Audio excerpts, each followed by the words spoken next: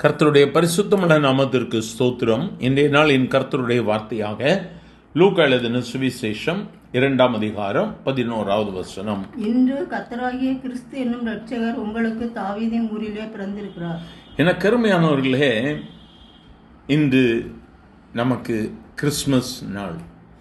கேட்கிற உங்கள் யாவருக்கும், உங்கள் குடும்பத்திற்கும், உங்களை சார்ந்திருக்கிறவர்களுக்கும் கிறிஸ்து பிறப்பின் நற்செய்தியோடு கூட வாழ்த்துதலை சொல்லிக் கொள்கிறேன்.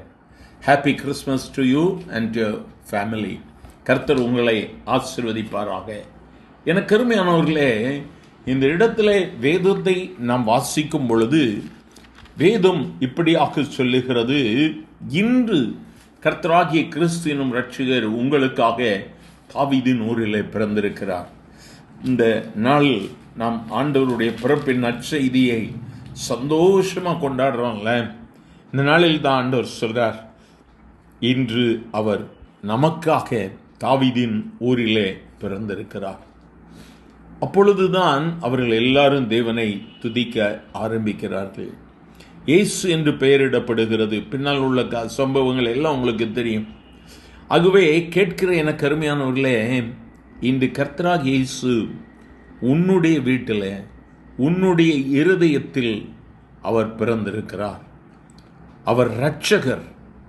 வேதம் சொல்லுகிறது, கர்த்தராகிய கிறிஸ்து என்னும் இரட்சகர். பாவத்தில் சிக்கியிருக்கிற மனிதன் இந்த பாவத்திலிருந்து விடுதலை பெறுவதற்கு அவனுக்கு வழியே தெரியலை. பலிகளை செலுத்துகிறான், பல புண்ணிய ஸ்தலங்களுக்கு செல்லுகிறான், பல தான தர்மங்களை செய்கிறான். ஆனாலும் அவனுடைய வாழ்வில் பாவங்கள் மன்னிக்கப்பட்டதற்கு உண்டான எந்த நிச்சயமும் இல்லை. எவ்வளோ பேரை கேட்டிருக்கோம்ல.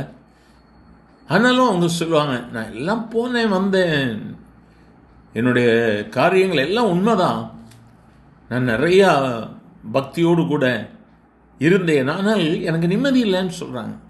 ஆனால் வேதம் சொல்லுகிறது, நம்முடைய வாழ்க்கையின் அனுபவம் சொல்லுகிறது, கிறிஸ்து அவர் இரட்சகர். இயேசு ரட்சிப்பை கொடுக்கிறவர். இந்த வார்த்தைகளை கேட்கிற என கருமையான தேவ பிள்ளையே, அவர் இரட்சகர். என் அன்பு சகோதரா சகோதரி, என் இயேசு ரட்சிப்பு கொடுக்கிறவர். உன் வாழ்வில் இழந்து போன நன்மைகள், இழந்து போன மேன்மை, இழந்து போன சமாதானம், இழந்து போன எல்லாவற்றையும் அவர் உனக்கு திருப்ப கொடுப்பார்.